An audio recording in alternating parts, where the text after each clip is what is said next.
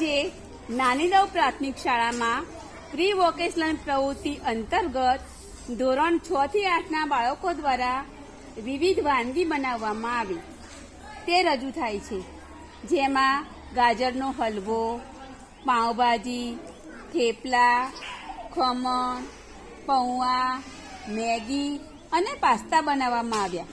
ચાલો નિહાળીએ તેમની વાનગીઓ.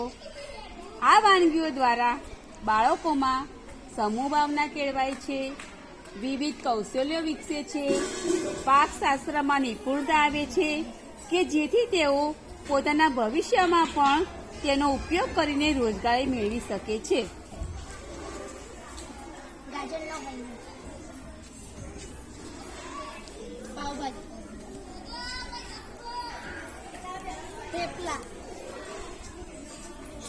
ખમણ, પૌવા,